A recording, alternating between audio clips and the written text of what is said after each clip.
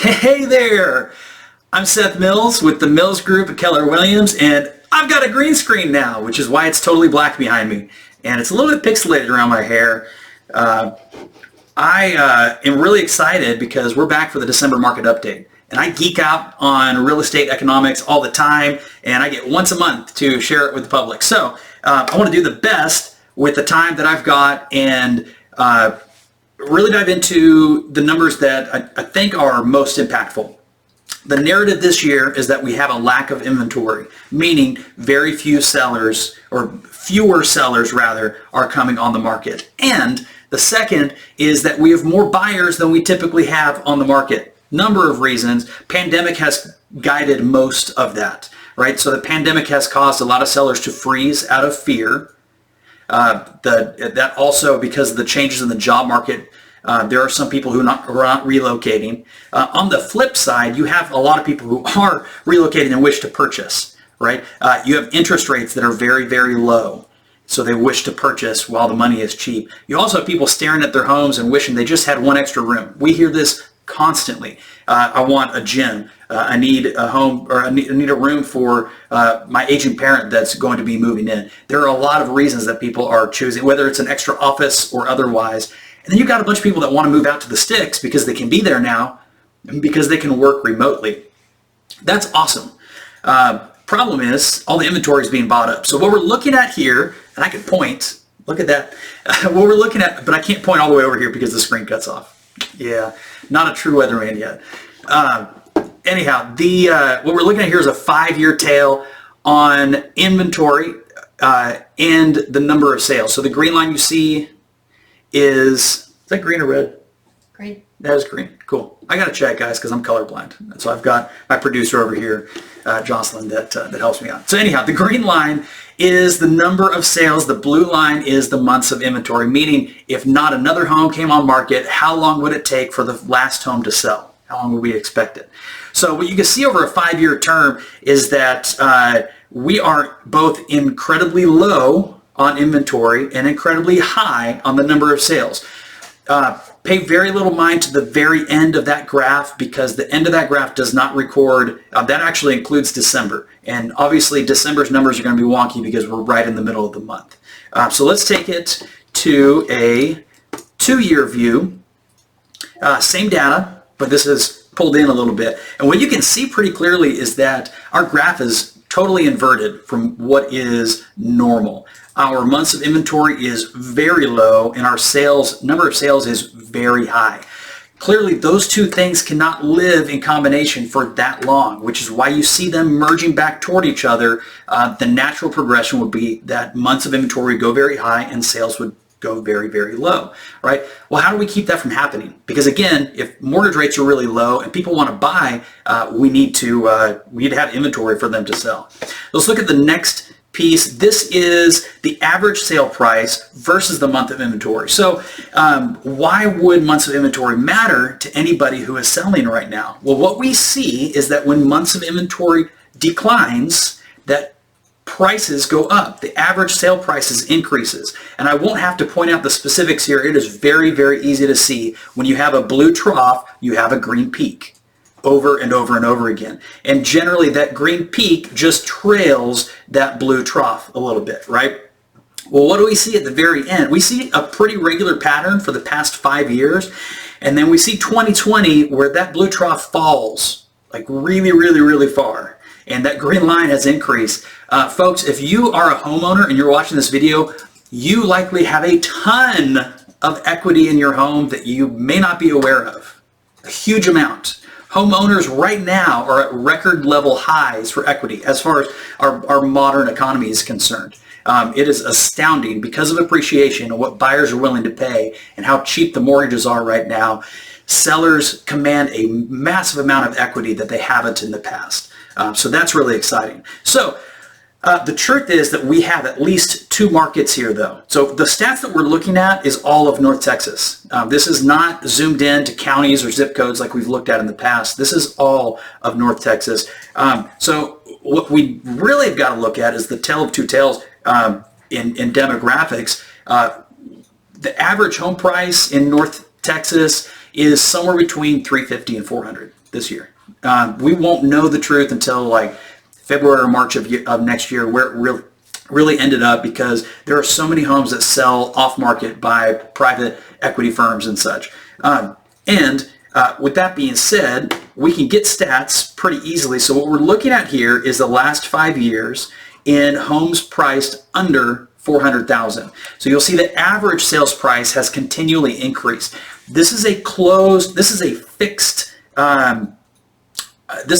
group of homes, right? So under 400,000, if the green line is increasing, then that means that if most homes are selling closer to that 400,000 ceiling that we have in this search criteria, that means that there aren't many homes that sell down below. What that truly means is that affordability at the low end is really, really suffering right now. We don't have a bunch of homes to sell in the $150,000 and the $100,000 range. And those that are selling right now in that price range are quite distressed. They're being picked up by investors, they're being fixed up, and they're being sold at significant increases as well. You'll also see that months of inventory is, again, you can't trust the December numbers yet because they're not closed out. It's somewhere around two months of inventory. Historical averages are at 6 months of inventory. And so to have something at 2 months, that's drastic. That's a very, very, very low number, which is why it's pushing these sale prices up so much.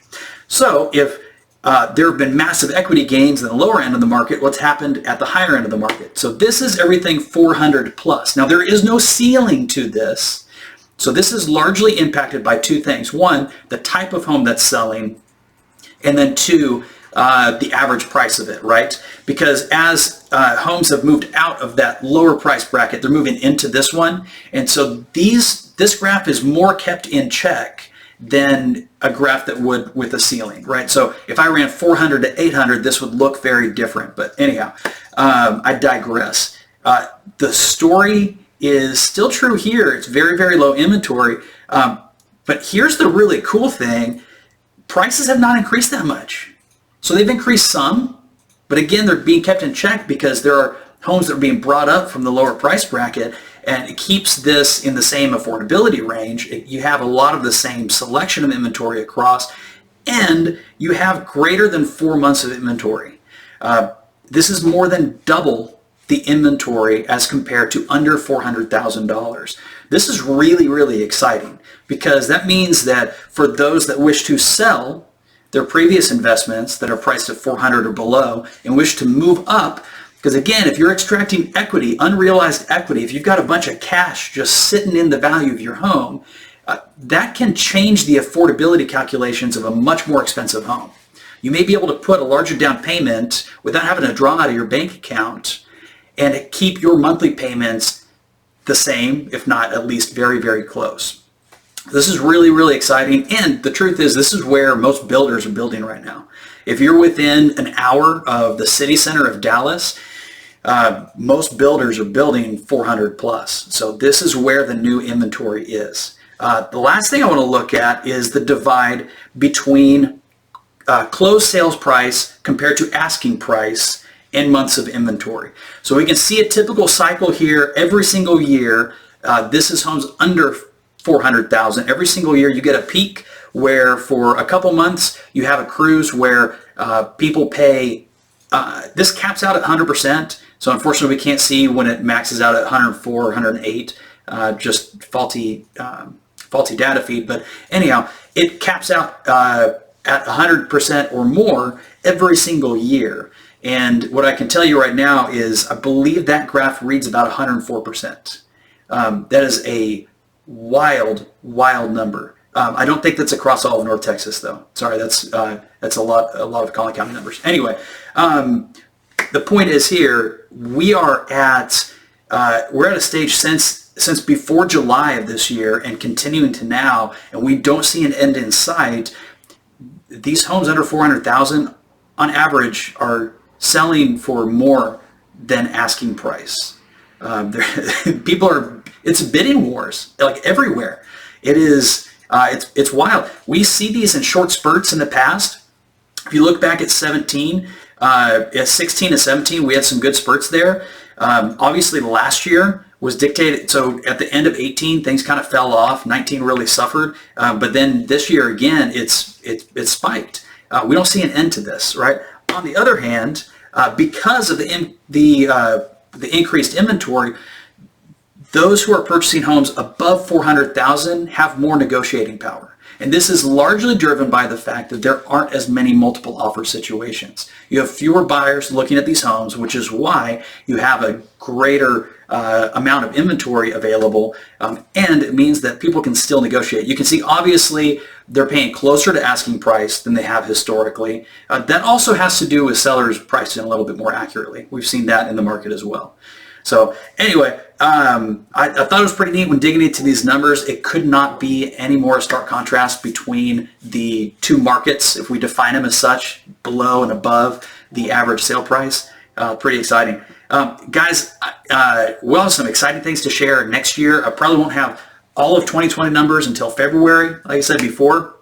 Thank you again for watching. I appreciate it. If you guys have any questions, how you can take advantage of this opportunity here, please reach out. We've got all kinds of tools to help you sell safely in a pandemic and help you buy with confidence and comfort as well. All right. You guys have a wonderful day. I'm going to hit this stop button and I will see you next month.